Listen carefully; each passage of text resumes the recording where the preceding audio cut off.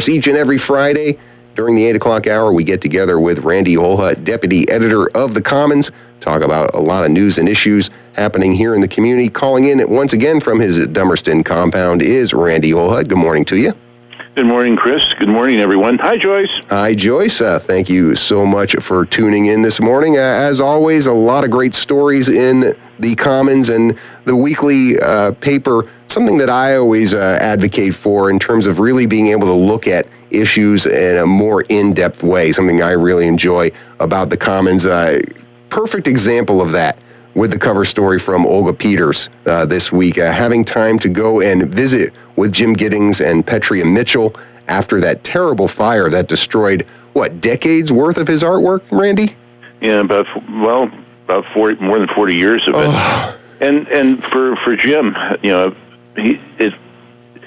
it represents not so much art that he's shown to the public, but to him it represents his whole artistic process over the last 4 decades or so, how he's evolved in his ideas and how he's been able to develop them. And it just seems that a lot of people don't understand how the artistic process happens, and for him that was kind of like a chest-sized journal of his work. Well, and that was, and just for a couple quick particulars for listeners who don't remember, a couple of weeks ago, there was a propane tank outside this structure which acted as a studio and kind of a warehouse for that 4 decades worth of work. And they, pretty sure, I never actually heard official word if it was a propane tank explosion, but it seemed pretty obvious at the time from reports from the fire department and from Jim Giddings there. He said he heard an explosion like that happening, and it completely destroyed the structure and all the work within. But you talk about that sequence of his artistic life, and I thought Olga Peters did a masterful job, as she normally does, in terms of getting him to really talk about those periods. I wonder, did Olga have a previous relationship with them? No, this is the magic of Olga Peters and her ability to get people to talk with her. And I ran into Jim up in the High Grove lot a couple of days ago, and he was quite appreciative of the treatment that he received from Olga, and the understanding and karma care that Olga provided, because he's still working through this and dealing with not just the loss of his work. The studio is negligible. It's that can be replaced. The building can be replaced, but not what was in it. And feeling kind of awkward about all the outpouring of love and support from the community, because after a while you really it's nice to have people say, "Well, I'm sorry for your loss," but when it dominates conversation, that's all people want to talk about with you. You get kind of tired of it. Yeah, I have some firsthand experience with that. I remember that one. And certainly I thought the same thing. I thought it was incredibly courageous of Mr. Giddings and Ms. Mitchell to sit down and talk with Olga for as long as they did for that reason. But it's instructive for our artistic community, isn't it? I mean, not necessarily that every artist out there has the means to insure their studio, insure their work, and that certainly isn't going to replace what he lost. But it is certainly something that was instructive, I think. Good, if you have to take a practical lesson away from something like this, there was one there. Yeah, but this community is very quick to pitch in when somebody suffers a loss, especially a community as tight-knit as the artists here in Brattleboro, and it's heartening to see that, and it's such a Brattleboro thing that as he put it, he ate an awful lot of pizza in the last couple of weeks. Yeah, I'm sure. Because they kept showing up at the door. And it feels like, and I've seen notes that there is some sort of benefit event happening towards the end of the month, and we'll certainly do our best to get word out about that as it heads toward it. That's in the paper, and Jim said his friends just kind of sat them down at the little bar down in their gallery on Main Street and said, "We're going to have a benefit. We're going to do this. Sit down, be quiet. We'll take care of everything." Yeah, as it should be, as it absolutely should be. But it strikes me, I mean, I can remember when there gallery opened on Main Street, and everybody, I didn't know who they are. I'm not somebody who's really in the know about visual artists, but people really felt like when they came to town that it elevated the visual arts scene here a notch. And you being downtown, the Commons office being downtown, I'm sure you can speak to that. Well, Petey's had a studio downtown. She had one on Elliott Street for a long time. That's when I first met her, when I did shot pictures for a story Joyce did about the arts economy in Brattleboro 6 years ago. And Jim, everybody knows from BMAC, being the person doing all the setting up of the exhibits for the past 20 years until he retired. And that they put pretty much their life savings into this gallery and placing a bet on buying that space in below Candle in the Night in that storefront to start up a real serious art gallery that would display art well and perhaps sell a little bit of it. And they're doing good and doing well enough that they've expanded across the street over into the atrium of the Brooks House, where there's kind of an annex for exhibits now. Yeah, and I always hear from people who are in the know about art in this town. I was like, oh, you've got to check out this exhibit, or oh, you don't know who this artist is. He's somebody that, or she is somebody that you really want to see. They must have connections beyond this local region to bring some of the exhibits that they bring to those spaces. Well, between all of Jim's years at BMAC, and Petey has something of a reputation as an artist herself with her landscape, abstract landscape paintings, and they have a lot of friends. They have a lot of friends. Yeah, and you're seeing how many friends they have with all the assistants that spontaneously appeared after the fire. Yeah, and more to come for sure with that event at the end of the month, and I'm sure Olga's story in the paper are going to make more people aware of it. That's one of those ones you submit for an award. I really do think that, Randy, the ability she had for them to kind of speak so openly about the loss and about what the meaning of the art was, I'm sure that one will be submitted around awards time. We hope so, and she deserves all the accolades she can possibly get, but sadly, she's gotten shut out at a lot of the New England Newspaper and Press Association awards because she doesn't really write stuff that's contest bait. She writes for the readers, not for the judges of newspaper contests. Well, time for her Al Pacino moment then, I guess, maybe with this one.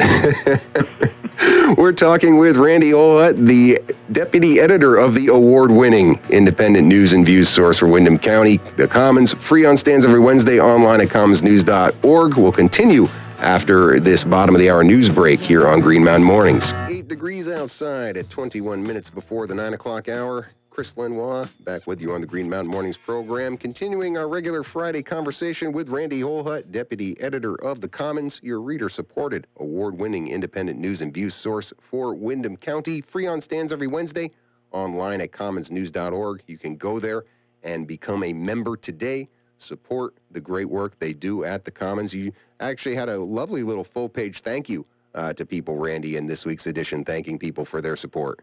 Well, the impromptu fund drives that Jeff did last week netted quite a bit of money for us. And yes, it's nice to know that if we get into a jam, our readers can help us out. Yeah, but let's be preventive. Just become members, do that kind of work. You can avoid getting those impromptu Facebook. Right. Please. Much better for the planning efforts, for all the work you do now. You go to so many different communities to cover what they are doing in their towns, bringing us a lot of great coverage of local news. Mike Fair has been paying a lot of attention to what's happening up in the Grafton, Windham area with the Stilesbrook Wind Project being proposed by Iberdrola. If it does go forward, it is going to be the largest array of wind turbines in the state of Vermont. You and I have talked many, many times, Randy, about how we don't see any public support for this project, or at least not enough public support for a vote in approval of it, and Iberdrola saying they'd be adhering to whatever the decision is of the citizens of these two communities that would be impacted by it. So again, when I see the headline here that the town of Grafton is delaying having a vote or concerned about having a vote on November 8th, not sure if they'd have enough time, I throw my hands up there and say, what are they doing?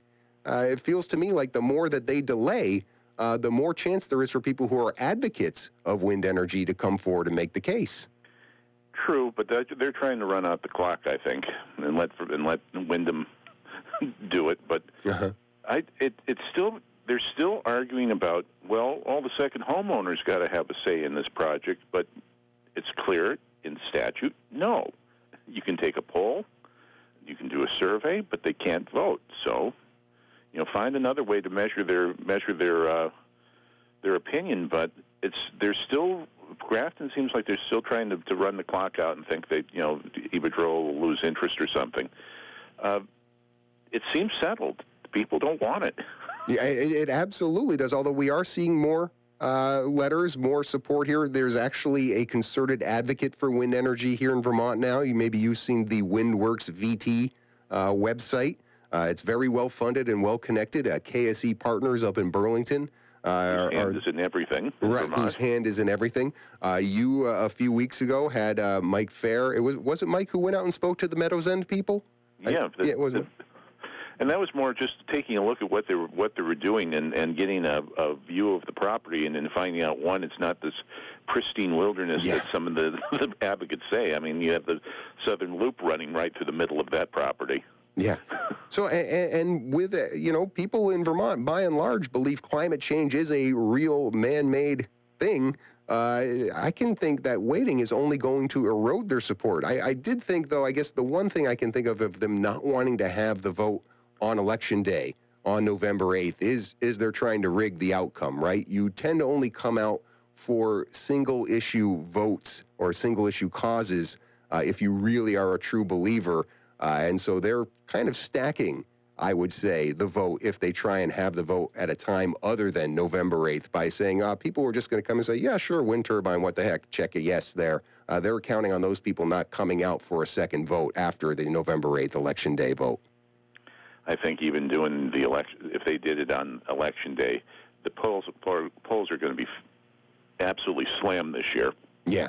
We're going to see a record turnout in Vermont. I think that can be safely guaranteed. Yeah, it's mystifying in the end why they would wait, why they don't think they're ready to vote. And yeah, the whole second homeowners thing, not only the statute, the Constitution, right? You can only vote once, depending on where you are. Well, we'll have to wait and see what happens there. You had a story on the front page of the Commons this week. You were over at the Brattleboro Historical Society space on Main Street in that Masonic building for the Stephen Daye press event. Seemed like a very appropriate event, especially when we talk about Brattleboro's love of the printed word.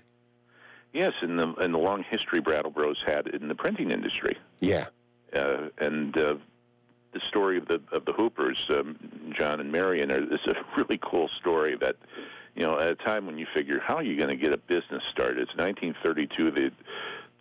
The U.S. economy is totally in the crapper, and you're trying to start a publishing house, and they were successful because they just stumbled upon something that nobody thought of, and that was put together a imprint that focuses on New England subjects and find people who know about these subjects and have them write about it. Yeah, finding their niche in it. As the children, were they involved in the work, or was it kind of watching their parents go through this? It was interesting to think that it wasn't necessarily. They were the reason why it stopped. Okay. John being the oldest, he was. That's when the children came along. That's when. Between the children and the war, and John's desire to be an editor, he took over. He became the management editor of the Reformer, right around about 1939 or so. And by the end of the 40s, after the war, he was the publisher. You're right. Of the paper, and it was under his stewardship, it became a really prosperous newspaper. Right. I think about what they did, and I think about analogies of today and the way technology has democratized publishing to a certain degree. I don't think Green Writers Press, D.D. Cummings' company here in Brattleboro, could exist without some of the tools that are available technology-wise. Even the Commons, it kind of feels like there's a little bit of a revitalization of small publishing, local publishing in this day and age, where we kind of went through that whole conglomerate and now it's breaking back down again. Yeah, and just when I hear the people say, well, print is dead, print is dead. No, bad print is dead. Right. if you're going to put out something that's lousy and offends the intellect as well as the senses, you're probably not going to do well. But if you put out a something that's worth reading, that people want to read, that's attractive to look at and informative, yeah, people are going to pick it up and read it. And that's what we found with the Commons. That's what other publishers around the country who are breaking the conventions of publishing are doing. I remember reading a few months ago in the Globe a conference about this, someone saying, print isn't dead, bad print is dead. Nice. Yeah, more customization, less canned content, and more local content. History repeating itself once again. So good that people would check out your story. Bottom of the fold on the front page about the Stephen Daye Press event put on by the Brattleboro Historical Society and the Friends of Brooks Memorial Library, right? I think that was a joint event between those two organizations. Turning to the business page, there was a story by Mike about Vernon continuing to find their way after the closure of Entergy Vermont Yankee, and continuing to meet with folks from Vermont Council on Rural Development, and they've been bringing a lot of officials from the state to figure out how to revitalize the town, both as a community but also as an economy. Mike was covering a recent meeting looking at the economic aspect of it. Interesting to me that they're landing on things like business incubators and fiber optics. Both of those things to me seem to be a little forward-thinking for a little rural and now largely agricultural community like Vernon. Was that surprising to you and Mike? No, because that's kind of what Vermont, the future of Vermont is, small business, and that's connected with high-speed internet.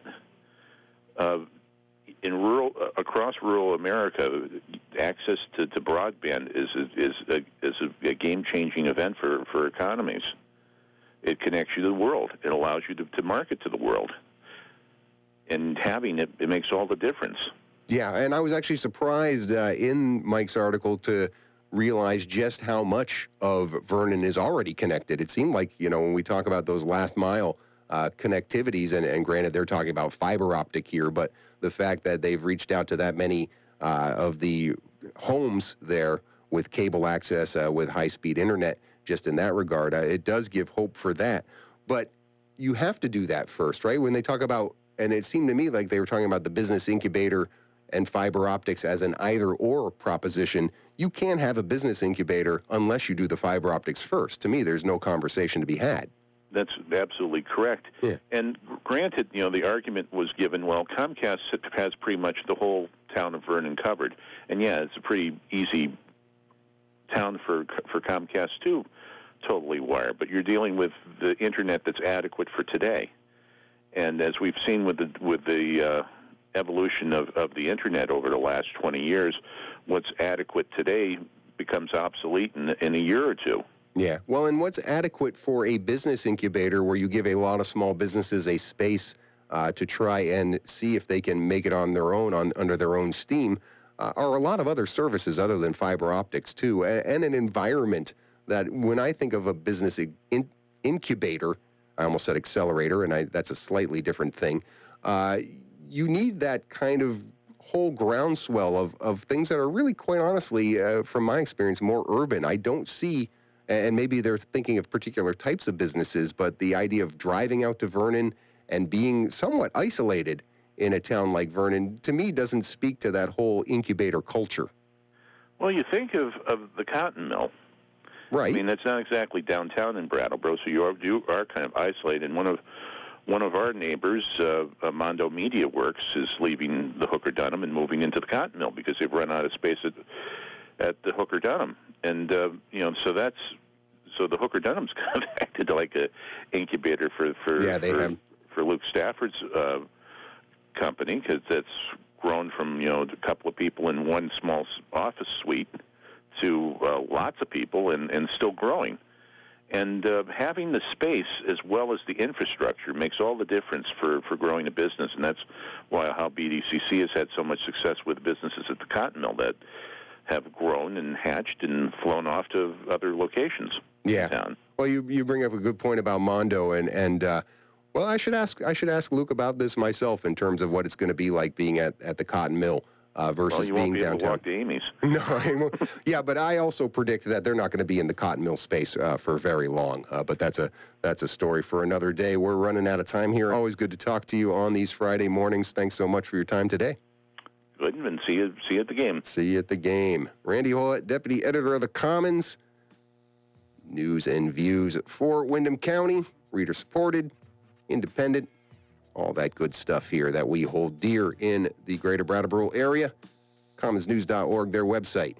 We'll be back to wrap up this edition of Green Mountain Mornings right after these messages.